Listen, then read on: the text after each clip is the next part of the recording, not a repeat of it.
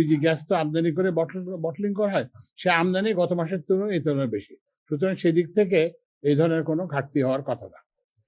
কিন্তু এখানে একটা কাজ করছে যে এলপিজি যারা করে তারা আশা করতেছিল যে এলপিজির দাম বাড়বে, যে অস্বাভাবিক যে হয়েছে এটা একটা কারসাজির মাধ্যমে করা হয়েছে এবং সরকার এই জন্য ব্যবস্থা নিচ্ছে জেলা প্রশাসনের মাধ্যমে এবং পুলিশের মাধ্যমে।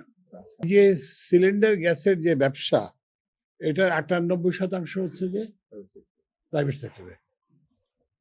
আমাদের মাত্র 2% আমাদের ইস্টার্ন রিফাইনারি থেকে কিছু প্রোপেন বুটেন হয়, সেগুলো দিয়ে এলপিজি সিলিন্ডার করা হয়। তো আমরা নিজেরা বসছিলাম প্রথমে, আমি এবং আমাদের যে বিআরসি, কারণ ওদের প্রতি যে যতটা নিয়ন্ত্রণ আছে মূলত হচ্ছে বাংলাদেশ এনার্জি রেগুলেটরি কমিশনের, জ্বালানি বিভাগের খুব একটা এখানে কাজের নাই। তো আমি জ্বালানি সচিব এবং বিআরসির চেয়ারম্যান, তার সঙ্গে আমরা বসছিলাম। এরপরে আমরা সেই মিটিংয়ের সিদ্ধান্ত অনুযায়ী জ্বালানি সচিব এলপিজি অপারেটার্স অ্যাসোসিয়েশন অফ বাংলাদেশের সঙ্গে বৈঠক করছে। তো সেখানে হচ্ছে কি যে কয়েকটা জিনিস আসছে। প্রথম জিনিসটা হচ্ছে যে আমদানি, মানে এলপিজি গ্যাস তো আমদানি করে বটলিং করা হয়, সে আমদানি গত মাসের তুলনায় এই তুলনায় বেশি। সুতরাং সেই দিক থেকে এই ধরনের কোনো ঘাটতি হওয়ার কথা না। কিন্তু এখানে একটা কাজ করছে যে এলপিজি যারা করে তারা আশা করতেছিল যে এলপিজির দাম বাড়বে, যেটা আপনারা দেখছেন যে বিআরসি 53 টাকা না কত টাকা যেন বাড়াইছে। তো এইটার অনেকে সুযোগ নেওয়ার চেষ্টা করছে। তো এই জন্য আমরা এরপরে আমাদের আমাদের ক্যাবিনেট সেক্রেটারিকে আমরা বলেছি যে প্রত্যেক জেলায় জেলায় এগুলো নিয়ে যাতে করা হয়, মোবাইল কোর্ট করা হয়। এবং গতকালকে আইন শৃঙ্খলা কমিটির সবাই তো আমরা আলাপ করছি।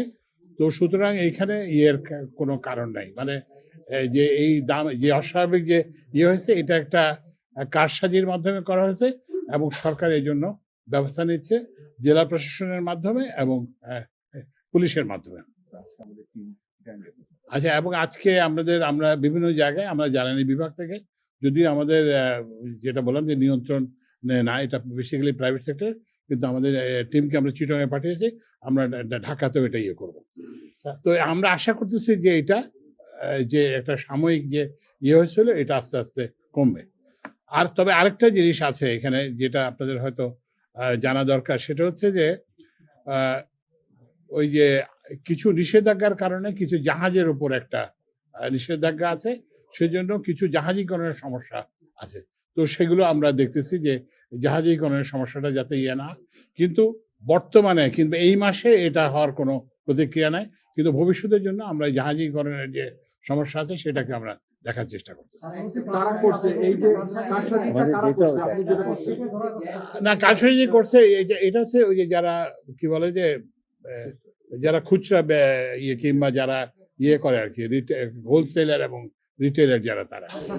আমরা আশা করতেছি এটা স্বাভাবিক হবে এবং আমরা এই পরিস্থিতিটাকে মনিটর করতেছি, যেটা আমাদের এই জ্বালানি সচিব বললেন যে আমরা চিটংয়ে লোক পাঠাচ্ছি, আমরা বিভিন্ন জায়গায় লোক পাঠাবো এবং আমরা এটা যাতে স্বাভাবিক পর্যায়ে চলে আসে এই জন্য আমরা সরকার শব্দ করব। একটা ক্রিয়া, একটা প্রতিক্রিয়া।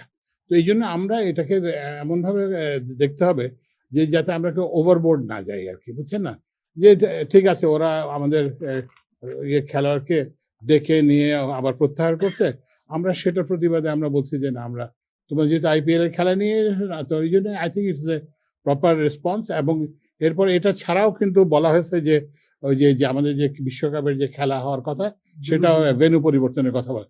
I think that our response have been robust and appropriate.